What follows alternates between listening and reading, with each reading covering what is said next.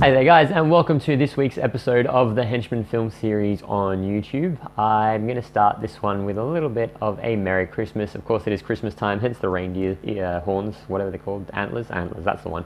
And being Christmas in a couple of days, I want to dedicate this week's episode to the greatest Christmas movie of all time, bar none. That is, of course, Die Hard. You probably were thinking of that. You should have been if you weren't. So Die Hard, it's very relevant to Henchmen because it has an entire plethora of them. In fact, it has pretty much the whole gamut in terms of Henchman characters.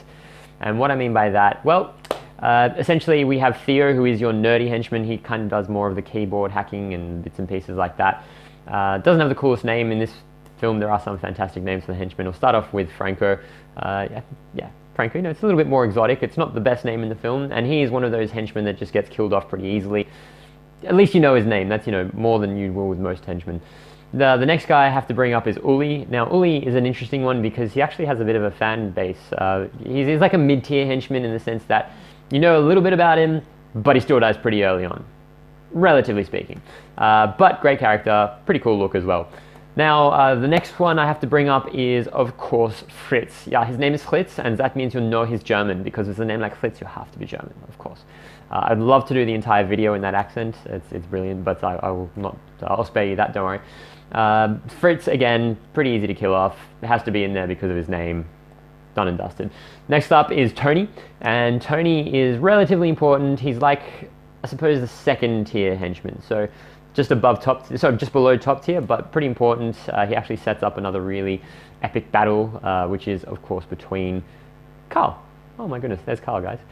Carl and John McClane, they hate each other. Well, obviously they're good and bad in the film, but Carl hates John because he killed his brother. His brother is, of course, Tony, in case you've forgotten. But sticking with Carl for a sec, Carl is the top tier henchman in any film.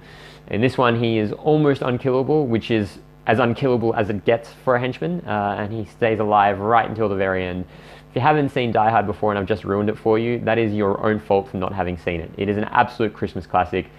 Have to watch it if you haven't. Oh my goodness. From a henchman point of view, as I said before, it's brilliant as well because it does have that whole range of your top tier all the way down to your random guy and the nerdy one and the one who also pretends to be not a henchman but he actually is.